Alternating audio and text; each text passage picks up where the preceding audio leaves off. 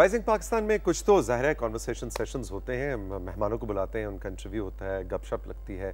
लेकिन कुछ मेहमान होते हैं उनका इंटरव्यू कोई नहीं होता, बस वो ऐसे होते हैं दोस्त आए हैं और आप टीवी लाउंज में बैठे हैं और गप लग रही है। वो दोस्त नहीं होते जो आए और बैठे हैं और उनको किचन से कुछ चाहिए तो आप कहते हैं जाओ खुद ले लो, मतलब उस तरह वाली दोस्त आज आई हुई है। लैला ज़ुबैरी। अस्सलाम वालेकुम। अस्सलाम वालेकुम, कैसी हैं? बिल्कुल ठीक ठाक। देखिए मैंने आपसे मैचिंग किया है आज। अच्छा, वो पता नहीं कैमरा दिखा सकते हैं, नहीं सिर्फ कपड़ों का मैचिंग नहीं, जूतों का बड़ा जबरदस्त मैचिंग है, बिल्कुल एक जैसे। अब कौन सा कैमरा, मेरा ख्याल है 3 अगर कट करें तो इधर से 3 किधर गया 3? हाँ ये 3, ओके। तो ये देखें जरा, पाँव हिलाएं लैला थोड़े से नीचे नीचे। हाँ वो मेज के अंदर से नजर आ रहे हैं आपको, ये देखें जी, ये देखें। सब मैचिंग हो गई। मैचिंग। कैसी हैं? ठीक है, बिल्कुल ठीक, अल्हम्दुलिल्लाह। मैं अभी कहता है लैला ज़ुबैरी तो पता मुझे क्या याद आ रहा था, वो लैला एक वाकया सुनाती होती बड़ा मजेदार, जो उसके बाद मैं जब लैला ज़ुबैरी का तारुफ कराऊं या इनसे मिलूं ना तो मुझे वो वाकया याद आता है और मैं बड़े ध्यान से इनका नाम लेता हूँ। वो तारिक रोड कराची वाला, वो जरा बताएं। हाँ बस वो मैं एक दफ़ा गई हुई थी, तारिक रोड जा रही थी कराची में, तो सामने से 2 ख़वातीन आ रही थी। तो वो होता है ना कि जब आपको कोई फेमिलियर शक्ल या कोई सेलिब्रिटी नज़र आ जाए तो आप एकदम से कंफ्यूज हो जाते। तो वो अपनी जो उनके साथ साथ कहती, अरे ये तो वो है, वो ज़ुबैरा ले ली। ज़ुबैरा ले ली। तो आपने क्या किया? आप हंस पड़ी होंगी। मैं हंस पड़ी, और क्या कर सकती। मुझे तो इतनी हंसी आई कि मुझसे तो बात ही नहीं की गई, आंखों से आंसू निकला है हंस के। कि आपको आपके नाम को एक नया मगर बड़ा क्यूट लगा मुझे, ज़ुबैरा ले ली। एग्जैक्टली वाकई। और उसके बाद से मैं जब भी लैला का तारुफ कराऊं या जब इनसे बात करूं तो मुझे वाकया हमेशा याद आता है। और कहीं गलती से मुंह से ना निकल जाए। अच्छा जी, आज आपसे हमने 3 सवाल ऐसे करने हैं, ज्यादा मुश्किल तो नहीं, मुश्किल नहीं, आसान, कि जो आपसे पहले कभी नहीं किए गए। ओह माय गॉड, ऐसे कौन से सवाल हैं? भाई लैला को आप सब जानते हैं, इनके फैन हैं, इनका काम भी और इनके साथ इंटरव्यूज और गपशप में एक चीज़ आपने नोट की होगी कि ये माशाल्लाह अल्लाह इनको हमेशा इसी तरह हंसता मुस्कुराता रखे। मुझे याद है जब इनको कोविड हुआ, कोविड में जब इनको फ़ोन किया करता था, आवाज़ निकल नहीं रही होती थी लेकिन उसमें भी हंसी इनके साथ साथ चल रही होती थी माशाल्लाह से। तो सवाल ये जहन में आता है कि क्या लैला ज़ुबैरी को कभी गुस्सा भी आता है? अच्छा सवाल है, क्योंकि मुझे गुस्सा आता ही नहीं। ये कैसे हो सकता? और गुस्सा जब बहुत आता है ना तो मेरा गुस्सा और तरह का होता है। मैं चीख नहीं सकती, बदतमीजी नहीं कर सकती, बस मैं रोने लगती हूँ। अच्छा, ये गुस्सा अपने ऊपर निकाल रहे दूसरे? आंसुओं में निकल जाता है गुस्सा। सीरियसली? सीरियसली। नहीं तो जब तारिक भाई से लड़ाई होती तो कैसे करती? रोना। यार ये तो बड़ा जबरदस्त, ये बड़ी जबरदस्त लड़ाई है। मगर एक नुकसान भी है ना उसका, हो गया मुझे इतना रोना जो आता है कि एक दफ़ा तारिक सेट पर आ गए, तो मैं सीन कर रही थी तो उन्होंने कहा कि इसमें आंसू निकाल लें, वो लगा लें ग्लिसरीन। मैंने कहा नहीं मैं तो कुछ नहीं लगाती, मैं ऐसे ही रोऊंगी। तो मैं सीन में वैसे ही धड़ाधड़ रोने लगी। तो तारिक कह रहे, अच्छा तो ये तो तुम्हारे बड़े आसान काम है तुम्हारे लिए, इसका मतलब मुझे तुम्हारे आंसू पे नहीं जाना चाहिए। ओहो, और मुझे तो आज आके पता चला, मैं सेट पे आया हूँ तो आपने कहना था नहीं ये ग्लिसरीन का।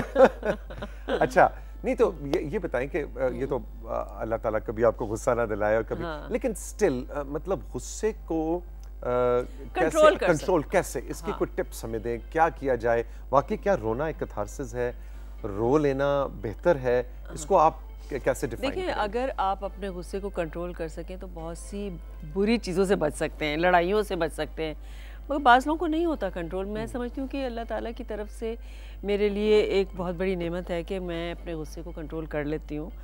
ज़ाहिर इंसान है, आता है गुस्सा तो कभी कभी कुछ चीज़ें बुरी लग जाती हैं, मगर मैं उसको बिल्कुल अपने आप को उस वक्त मैं खामोश हो जाती हूँ, आगे से बोलती नहीं। अगर बोलूँ तो फिर लड़ाई शुरू होगी ना, तो मैं चुप हो जाती हूँ। फिर मुझे और ज़्यादा से ज़्यादा बस यही होता है कि आंखों में आंसू आ गए, रोना आ गया। अच्छा, बच्चियों को डांटती थी बचपन में? नहीं। मेरी बेटियाँ कहती हैं, एक दफ़ा मैं कहने लगी, वो कोई मेड थी वो नहीं आई, तो मैंने कहा आएगी तो फिर देखना इतना डांटूंगी मैं। तो कहनी अम्मी प्लीज़ हमें बुला लीजिएगा, हम देखेंगे आप कैसे डांटती हैं। ओह माय गॉड, मतलब और लेकिन देखिए इसका मतलब है, और माशाल्लाह क्योंकि मैं लैला की दोनों बेटियों को जानता हूँ, इतनी अच्छी तरबियत उन बच्चियों की, इतनी वो अच्छी बच्चियां हैं, इतनी और माशाल्लाह प्रोफेशनली भी, लेकिन एज इंडिविजुअल्स आपने जो उनको तैयार किया, तो इसका मतलब ये भी हुआ कि बगैर डांटे भी अच्छे बच्चे बिल्कुल बन सकते हैं। दोस्ताना माहौल में पाला है उन्हें, उनसे इतनी ज़्यादा मेरी फ्रेंडशिप रही है, तो हर बात हम डिस्कस कर लेते थे। देखने में भी 3 बहनें ही लग रही हैं। हाँ, मैं तो समझे कि उन्हीं के साथ ही मैंने ग्रो अप किया है, क्योंकि शादी बहुत जल्दी मेरी हो गई थी, बच्चियाँ भी हो गई थी, तो उस वक्त तो इतने बेवकूफ़ से थे, कुछ समझ ही नहीं थी। जब बच्चियाँ बड़ी होनी शुरू हुई तो उनके साथ साथ फिर मैं भी बहुत सी चीज़ें मैंने सीखी उनके साथ साथ ही। फिर हम लोग खूब बाहर घूमना फिरना सब कुछ साथ ही करते थे, फैशंस, हर चीज़, तो इसलिए हमारी इतनी दोस्ती सी रही और हर चीज़ डिस्कस हो जाती थी। मैं समझती हूँ कि माँओं को अपने बच्चों से बहुत क्लोजनेस होनी चाहिए कि वो बाहर कुछ छुपाएं ना उनसे, हर चीज़ आके उनसे डिस्कस करें। कोई उनको लड़का भी पसंद आए तो वो भी आके मुझे बताएं। तो वो आपकी बच्चियों के केस में क्या हुआ था? उन्होंने किसी ने अपना जिंदगी का साथी खुद चुना और आके बताया? हाँ, मुझसे ही सब डिस्कस करती हैं आके हर बात। किसी ने तंग किया, किसी ने वो किया, तो वो भी आके मुझे बताती थी। दोनों सारे यूनिवर्सिटीज़ में थी और जॉब्स भी किए, तो सब कुछ मुझसे डिस्कस होता था। अभी भी ज़ाहिर है हमारी इतनी दोस्ती है, उनकी शादियाँ हो गई हैं, अभी भी हर बात मुझसे वो करती हैं, शेयर करती हैं। अच्छा जी, दूसरा सवाल आज का जो हमने लैला ज़ुबैरी से पूछना है वो ये कि अगर आपको अपनी ज़िंदगी रिवाइंड करने का मौका मिले तो उसमें क्या चीज़ बदलना चाहेंगी? क्या एक बेटा ज़िंदगी में हासिल कर लेना आपके उस सफ़र का हिस्सा बनेगा? नहीं, मैं नहीं समझती कि it is very necessary to have a son, क्योंकि मैं समझती हूँ कि मेरी बेटियाँ जो है ना, वही उन्होंने बेटा बन के दिखाया मुझे, और मुझे बेटे की ज़रूरत महसूस कभी हुई नहीं, कभी ज़िंदगी में कमी लगी नहीं। तो वो क्या होता है असल में वैसे जो बेटा हम करते हैं, वो क्या ज़रूरत होती है जो बेटा ही पूरी करता है जो बेटी नहीं? शायद लोगों को ये एहसास होता है कि जी बुढ़ापे में वो हमारे साथ रहेगा, बेटियाँ तो अपने घर चली जाती हैं और फाइनेंशियली सपोर्ट करेगा, यही चीज़ें होती हैं जो बेटे कर सकते हैं। मगर मैंने देखा है कि बहुत से बेटे होके भी नहीं करते। तो और बहुत से हमारे माशरे में तो ऐसा है कि बुढ़ापे में बेटियां ही सहारा, बेटियां भी बन रही होती हैं, बेटियां ही या बेटियां भी बन रही होती हैं। बिल्कुल ऐसा ही है।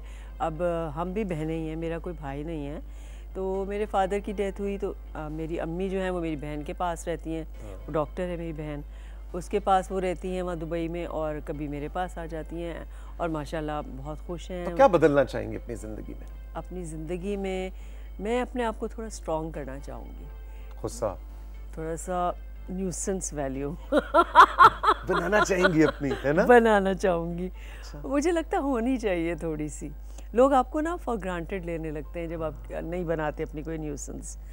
तो नो कहना सीखूंगी उसमें अगर रिवाइंड करूँ तो। नो ना कहना बहुत मुश्किल काम है। मुश्किल काम है, बहुत मुश्किल काम है। अभी तक नहीं सीखा। अब वही मैं कहती हूँ, अगर रिवाइंड किया तो ये चीज़ ज़रूर होगी कि तारिक को यस कहने से क्या सफ़र शुरू हुआ था। ऐसी हाँ की कि ना कहना ही नहीं आ रहा।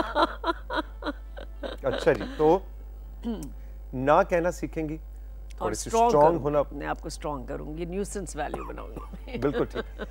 अच्छा, थर्ड क्वेश्चन ये है, क्या लैला ज़ुबैरी का कोई रिटायरमेंट का इरादा है, कोई रिटायरमेंट का प्लान है कि मैंने इस एज में रिटायर हो जाना है, मैंने काम छोड़ देना है? आर्टिस्ट कभी रिटायर नहीं होता। इसमें तो बात सही है। ऐसा ये चस्का है, क्या कहेंगे ये क्या है ये वैसे? हाँ, चस्का ये कह लें कि एक दफ़ा लग जाए मुंह को तो छूटता नहीं। तो नहीं, वैसे भी जब तक कर सकते हैं काम करेंगे, जब लगेगा कि अब हिम्मत नहीं रही तो फिर रिटायर हो जाएंगे। मगर कुछ ऐसा कोई वो सोचा नहीं है कि इस एज तक काम करना है, या जब तक काम मिल रहा है और काम किया जा रहा है जब तक करते रहेंगे। कोई ऐसा जिंदगी की चीज़ जो अभी तक नहीं की कि मैं जनाब पैराशूट से छलांग लगाना चाहती हूँ? नहीं, मुझे उस तरह की चीज़ें बिल्कुल पसंद नहीं है। कोई ऐसा काम जो आपकी लाइफ की ड्रीम है कि मैंने ये नहीं किया, मैंने ब्राज़ील जरूर विजिट करना है, मैंने इजिप्ट जाके। हाँ नहीं, इजिप्ट, हाँ इजिप्ट जाने का शौक है मुझे। इजिप्ट इजिप्ट और स्पेन 2 जगह है जो मैं अच्छा। जाना चाहती हूँ, मैं गई नहीं हूँ अभी तक। बाकी तो ज़्यादातर जगह क्यों ये 2 जगह क्यों आपको अट्रैक्ट करती हैं, क्या है इसमें? वहाँ के जो हिस्ट्री है वो जो मुझे बहुत अट्रैक्ट करती है। Exactly. जो इजिप्ट में जो हिस्टोरिकल प्लेसेस, क्योंकि मुझे रोम में वो चीज़ें बहुत अच्छी लगी थी, इटली में हिस्टोरिकल प्लेसेस जो थी वो बहुत ज़्यादा मुझे अट्रैक्ट किया इसी उन्होंने। तरह स्पेन की भी इसी तरह पूरी स्पेन में भी है। और जो आप देखें कि जो पहले वो इस्लाम का दौर था तो क्या था स्पेन, तो इसलिए वो पढ़ के ना तो दिल चाहता है कि वहाँ जाया जाए, देखा जाए। और इजिप्ट के पिरामिड्स इजिप्ट के पिरामिड्स जो हैं वो तो कैसे ज़ाहिर है बने, क्या हुआ? अमेजिंग चीज़ है वो, तो वो देखने को दिल चाहता है। लैला हमारे साथ मौजूद है। राइजिंग पाकिस्तान में एक छोटा सा ब्रेक के बाद वापस आते हैं तो गपशप का सिलसिला जारी रहेगा। मैंने आपको बताया था ना, आज वो दोस्त आई नहीं जिनको आप ये भी कह सकते हैं किचन से जाकर खुद चाय पिलाएं। किचन से मैं अभी चाय लेकर आई। मैं अभी चाय लेकर आई। सो एक ब्रेक, और ब्रेक के बाद मिलते हैं।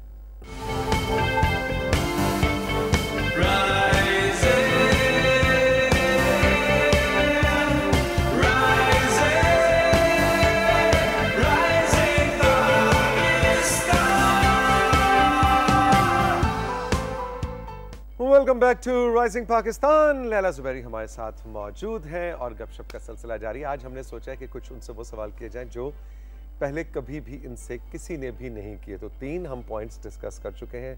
लैला ज़ुबैरी की रिटायरमेंट एज, लैला ज़ुबैरी की बेटे की ख्वाहिश, तो खैर पहले बात हो चुकी है, लेकिन अगर ये रिवाइंड करें तो क्या वो बेटा हासिल करना चाहेंगे? उनका नहीं, मैं सिर्फ एक काम करना चाहूँगी, मैं ना कहना सीखना चाहूँगी, हाउ टू से नो। और तीसरी हमने क्या चीज़ डिस्कस की जी, क्या ज़िंदगी की ऐसी ड्रीम है जो अभी तक फुलफिल नहीं हुई? तो ये स्पेन और इजिप्ट जाना चाहती हैं। लेकिन अभी 3 और सवाल ऐड हो गए हैं। अच्छा, वो पत्ती नहीं मिली मुझे किचन में। अच्छा, और ये वो दोस्त है ना, जैसे हम कह रहे थे कि जाओ खुद चाय बना लो, तो हमने भेजा जाके खुद चाय बना लो, कहनी पत्ती नहीं मिली। अच्छा, ये बताएं कि सबसे ज्यादा ड्रीम कैरेक्टर आपका कौन सा था आज तक, चाहे प्राइवेट सेक्टर का हो, चाहे पीटीवी का हो? कोई ये नहीं कि आप पीटीवी में बैठी हैं तो पीटीवी की तारीफ करके उसका नाम बताना है। आप मुझे अपना फेवरेट कैरेक्टर बताएं। 2-3 कैरेक्टर्स हैं तौसीफ जो मुझे दिल से मुझे पसंद है अपने। एक तो मेरा ड्रामा था जब मैंने शुरू किया, अपने शुरू में ही था, उसका नाम था खाकजा। खाकजा का मतलब होता है कूड़े का ढेर। उसमें मैंने एक नोमैड लड़की का कैरेक्टर किया था। हाँ, वो मेरे दिल से बहुत करीब है। अभी भी मैं सोचती हूँ, अगर वो, मेरा दिल चाहता है कि मैं दोबारा से वो कैरेक्टर करूँ। क्या चेंज करेंगे अगर वो कैरेक्टर दोबारा करें? उसको और बेहतर करने की कोशिश करूँगी। okay. तो उसमें किस सेंटर का था ये? कोयटा सेंटर, कोयटा टेलीविजन से था। तो उसमें बहुत मेरा डिफरेंट, उसमें खाना बदोश लड़की जो कचरे से चीज़ें चुनती है, लड़की कूड़े में से सेब उठा के खाती है, इस तरह का कैरेक्टर था। बड़ा तो मजे का। वो फिल्म कैसे, उसको फिल्म बंद कैसे किया था? वाकई कूड़े में से सेब उठाया था? वो मैंने ही एक सेब खा के और फिर उसको कूड़े में ऐसे रख दिया था, एक पत्ता रख के उसके ऊपर रख दिया था। हाँ। कूड़े के बीच में, और वहां से उठा। लेकिन वो दूर से जब कैमरे नहीं दिया तो वाकई के कूड़े में से खाया हुआ सेब। Nice, interesting. तो वो इस तरह का था। वैसे उस वक्त के व्यूअर्स भी कितने मासूम, बहुत मासूम होते थे। हाँ, अब तो बहुत तेज हो गए। अच्छा, अब तो हर चीज नोट करते हैं। कभी कोई कंटिन्यूटी, कोई गलती पकड़ के किसी व्यूअर ने लिखा हो कि ये आप? मेरी तो नहीं, मगर लोग बहुत पकड़ते हैं। बहुत मैं देखती हूँ कि लोग लिख रहे होते हैं कि अरे उसमें तो उसका वो बैग था, जब निकली तो वो बैग था। इतनी छोटी छोटी चीजें भी नोट कर रहे होते हैं, ज्वेलरी का नोट कर रहे होते हैं। आप खुद ख्याल रखती हैं कंटिन्यूटी का? हाँ, मुझे कंटिन्यूटी नहीं भूलती, अल्लाह का शुक्र है। अच्छा, मैं कंटिन्यूटी से अपनी याद। तो ये ज्वेलरी के जूता कौन सा था, क्या था, ये सारा कुछ मुझे याद रहता है। क्योंकि ये हम अपने से तो अब सबको पता है कंटिन्यूटी क्या होती है, लेकिन हम बता रहे हैं मसलन एक सीन है कि जी वो अपने दफ्तर से निकली, हो सकता है वो दफ्तर का सीन आधा रिकॉर्ड आज हुआ है और जब घर पहुंची तो वो बाकी कल रिकॉर्ड हो रहा है, तो आपको फिर टीवी पे ड्रामे के अंदर आपको वही कपड़े पहनने होते हैं। आज और कल तो चलो फिर भी याद रह जाए, कभी कभी तो महीने के बाद भी होता है। अच्छा, वो जो घर में एंटर महीने के बाद सीन रिकॉर्ड हो रहा है। और तो, उसमें मर्दों के साथ ज्यादा प्रॉब्लम होता है हेयर कट और हेयर स्टाइल का। ये है कि उसमें ये चेंजेस ना हो जाएं, है ना? बाल लंबे थे, घर पहुंचे हैं तो रास्ते में बाल कटवा के बाल कटवाते हुए आगे, या लंबे हो गए, छोटे थे या लंबे हो गए। अच्छा, बेटियां माशाल्लाह आपकी दोनों आपकी तरह बहुत ही हसीन और खूबसूरत प्यारी। उन दोनों में से किसी का शौक नहीं हुआ इस तरफ आने का? तो सिर्फ बचपन में दोनों ने किया था काम। तानिया तानिया तो मुझे याद है, तानिया को तो पीटीवी अवार्ड मिला था, पीटीवी अवार्ड मिल चुका एज है अ बेस्ट चाइल्ड आर्टिस्ट के का। किरण ने कोशिश में किया था, मगर बड़ी होने के बाद तानिया को ऑफ़र हुई थी, शुएब मंसूर साहब ने ऑफ़र किया था किरण को, और तानिया को भी, तानिया ने बल्कि ख्वाजा साहब के साथ एक ड्रामा भी किया था। मगर ये कि उन लोगों को इतना ज़्यादा हुआ नहीं शौक़, और वो कहने, मैंने कभी नहीं रोका, क्योंकि एक काम मैं करती हूँ तो मैं उन्हें कैसे रोक सकती हूँ उस काम से। मगर ये कि उनको खुद इतना इंटरेस्ट नहीं हुआ। फिर वो जब मेरा हाल देखती हैं कहती हैं इतने लंबे टाइमिंग्स हम नहीं कर सकते, सुबह से जाके रात को, हमारे लंबे टाइमिंग्स होते हैं ना। Exactly. सुबह 10 बजे से रात 10 बजे तक। तो अब पहले उनका एजुकेशन था, पढ़ाइयाँ थी, फिर जॉब्स, शादियाँ, तो उसमें कहाँ इतना टाइम उनको मिला कि वो करती। ट्रू, तो वो फिर उन्होंने उसको उस तरह से एज अ करियर परस्यू नहीं किया, एज अ करियर नहीं, बचपन का शौक, वो शौक बचपन में ही पूरा हो गया। वो शौक, हाँ, वो एग्जैक्टली वो जो कहते हैं ना बचपन से शौक था, वो बचपन से शौक बचपन में ही। ओके, तानिया तो यही कहती थी कि मुझे सबसे बड़ा अवार्ड मिल गया, अब मुझे और क्या करना है। एग्जैक्टली, वाकई वो पीटीवी अवार्ड जिसके लिए आप साल हर साल मेहनत करते हैं, उसको एज अ चाइल्ड ही मिल गया, तो उसने कहा बस काम खत्म। काफी। अच्छा जी, आप कुकिंग में क्या नहीं बनाना आता आपको? मतलब किस तरह के डिजर्ट्स नहीं बना सकती, बेकिंग नहीं कर सकती, निहारियाँ, हलीम, पुलाव नहीं आता? What is that you are not good at? कुछ अर्से पहले तक मुझे इतनी चीज़ें नहीं आती थी, मगर मैंने थोड़े अर्से पहले कुछ क्लासेस ज्वाइन की, और अब माशाल्लाह मैं हर तरह का खाना बना सकती हूँ, चाहे वो देसी हो, चाहे वो थाई हो, चाहे वो चाइनीज़ हो, चाहे वो मैक्सिकन हो। सीरियसली? जी, मेरी टीचर हैं वफ़ा, और उनसे मैंने सीखी हैं बहुत सारी चीज़ें, और सारे डिज़र्ट्स, बहुत तरह के डिज़र्ट्स, आइसक्रीम। और ये आपने अभी कुछ अर्सा पहले, और अब मुझे शौक़ भी हो गया। पहले मुझे बिल्कुल शौक़ नहीं था, और मेरे मियाँ जाने भी नहीं देते थे किचन में। और मैं तो अगला सवाल ये करने लगा कि तारिक भाई ने वो अरसा कैसे गुजारा? वो जाने नहीं देते थे? वो जाने नहीं देते थे, वो कहते थे नहीं। मैं असल में एक दफ़ा, बहुत पहले की बात है, गुलाब के फूल की पत्तियों पे रखा आपको हमेशा है आपके में? मैं बना रही थी कैंडल, तो वो उससे आग लगी तो मेरा हाथ जल गया था, तो वो उनको बहुत डर लगता था, कहते थे नहीं तुम जला लोगी, मत जाओ किचन में।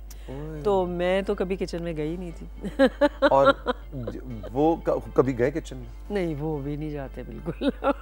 अच्छा, अब आपको ये जो नई जिंदगी का एक रुख आपके सामने आया है, हाँ, ये कोविड के दिनों में, हाँ, अब कैसा लग रहा है? मतलब क्या? नहीं, मैं आई एंजॉय जब मैं बनाती। अच्छा, क्या बनाती हैं? मैं जब बनाती हूँ, मैं बेवकूफ़ नहीं बनाती। नहीं बनाती? अच्छा, मैंने कहा लोग तो कहते हैं बहुत अच्छा बनाती हैं। नहीं बनाती।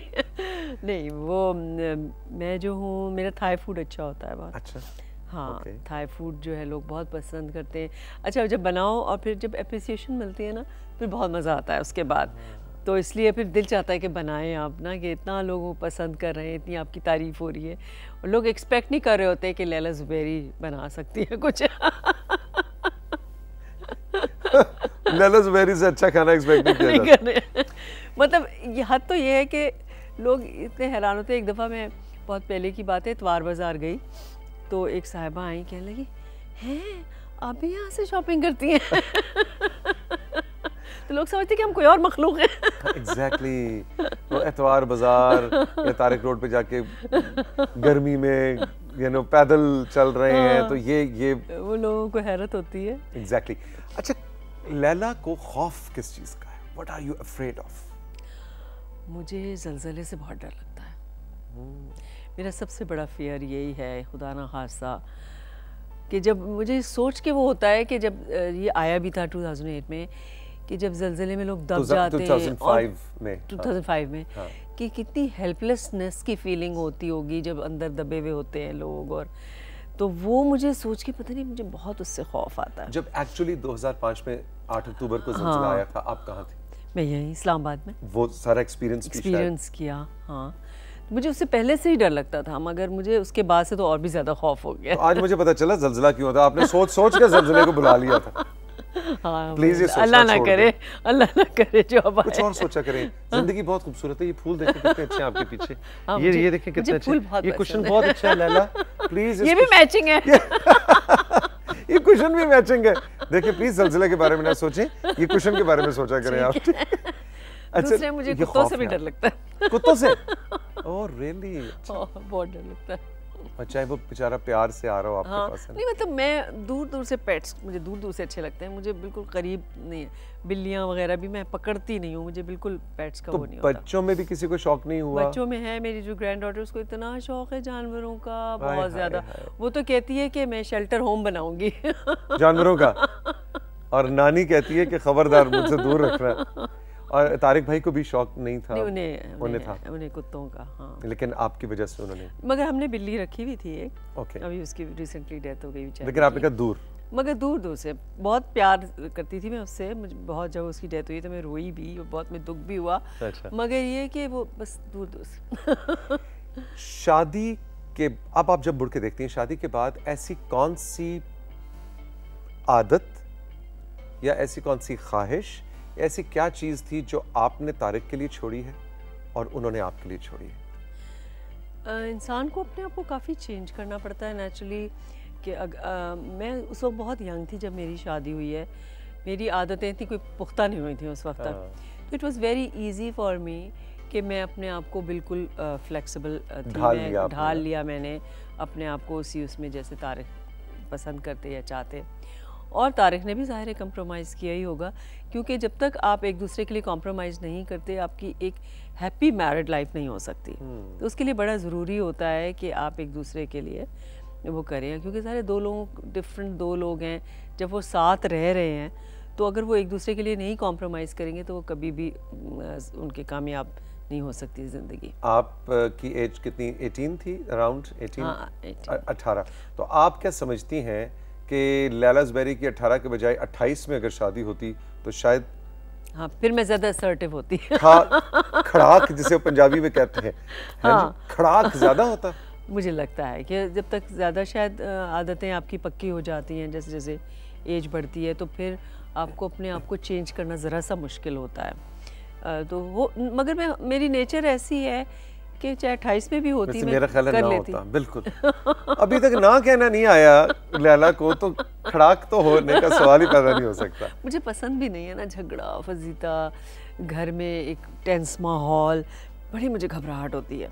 तो इसलिए मैं चाहती हूँ कि बिल्कुल ऐसी कोई चीज़ ना हो, तो मैं बड़ी जल्दी गिवन कर लेती हूँ। इसलिए मार्केट में लैला ज़ुबैरी के इस वक्त कितने पैसे फंसे हैं?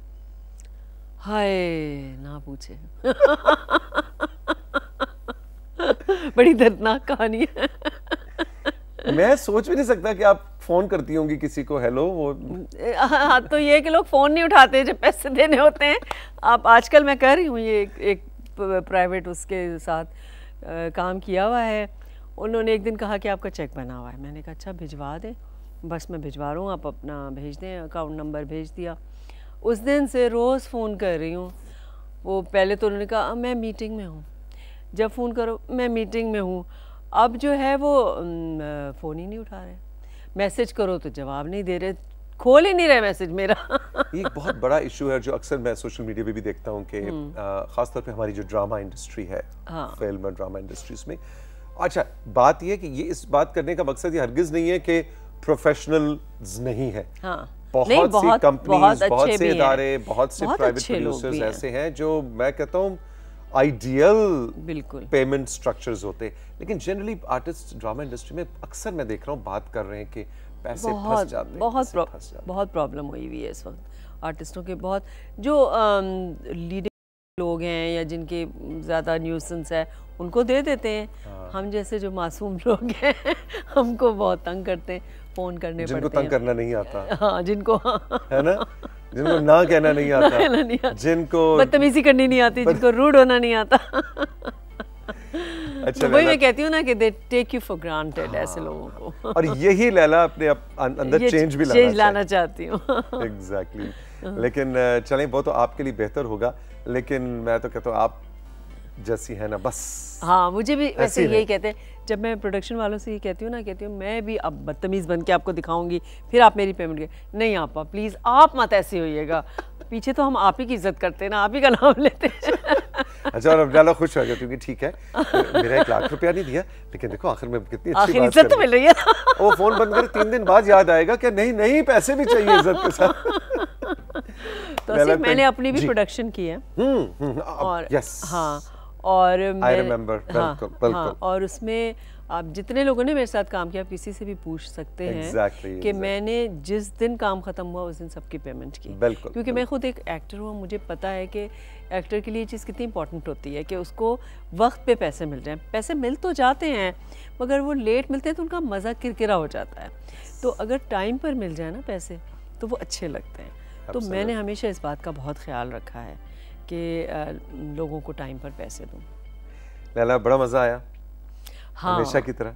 बिल्कुल, ज़रा आज मुख्तलिफ बातें हुई हमारी। आज हमने 6 सवाल लैला से वो किए जो कभी भी जिन मौज़ूआत पे बात नहीं हुई, and I am very happy. बिल्कुल, और हमेशा ही तुम्हारे साथ बहुत मज़ा आता है, बहुत अच्छी गपशप होती है, बड़ा मज़े का प्रोग्राम होता है तुम्हारे साथ। लगता नहीं कि हम प्रोग्राम कर रहे हैं, लगता नहीं कि हम प्रोग्राम कर रहे हैं, घर में बैठ के गप्पे कर रहे हैं। लाउंज में कोई दोस्त आया हुआ है जो खुद चाय बनाने जाएगा और उसको चाय की पत्ती किचन में नहीं मिलेगी। आप मुझे पत्ती बता देना ताकि मैं चाय बना लूं। चल के इकट्ठे बनाते। Thank you so much. इसी तरह हंसती रहें, खुश रहें। All the best. Thank you. आपका बहुत बहुत शुक्रिया। आज आपने लैला ज़ुबैरी के साथ एक जरा डिफरेंट सी कॉन्वर्सेशन एक्सपीरियंस की। ख्याल रखिएगा अपना। खुदा हाफिज।